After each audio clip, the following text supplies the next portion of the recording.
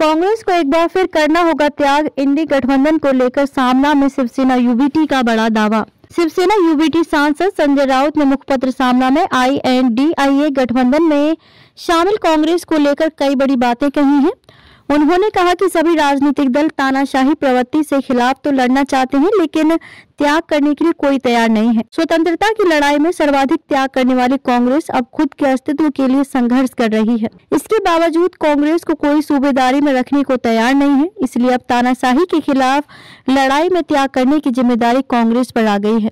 INDIA गठबंधन को लेकर संजय राउत ने कही ये बात। वहीं इंडिया गठबंधन में बड़े चेहरे की कमी को लेकर लिखते संजय राउत कहते हैं कि गठबंधन की बैठक में शामिल पार्टियों के नेता कहते तो हैं कि उन्हें कोई पद नहीं चाहिए, उनकी कोई महत्वाकांक्षा नहीं है, लेकिन असल में प्रत्यक्ष रूप से वो एक दूसरे का विरोध करते हैं। लोकतंत्र के दमन को रोकने के लिए इंडिया गठबंधन बनाया गया, लेकिन इसकी चौथी बैठक के बाद भी इसकी डोरी किसके पास है ये तय नहीं है।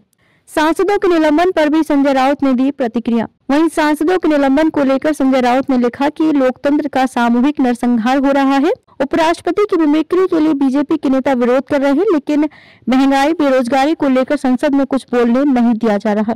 संजय राउत ने पीएम मोदी पर साधा निशाना। संजय राउत ने पीएम मोदी पर निशाना साधते हुए लिखा है कि उनके भक्त ये मानते हैं कि भारत का जन्म 2014 के बाद हुआ। इस हिसाब से भारत अभी 10 साल का भी मुश्किल से हुआ है। अब इस नए भारत के बारे में क्या कहा जाए।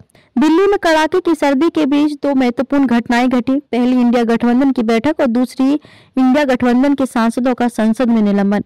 वहीं संजय राउत ने आगे लिखा कि नरेंद्र मोदी 10 साल पहले संसद की सीढ़ियों पर सिर रखकर रोए थे। उनका संसद की सीढ़ियों पर सिर रखकर रोना और माथा टेकना असली नहीं था, ये अब सिद्ध हो गया है। अब लोकतंत्र रोता हुआ दिख रहा है।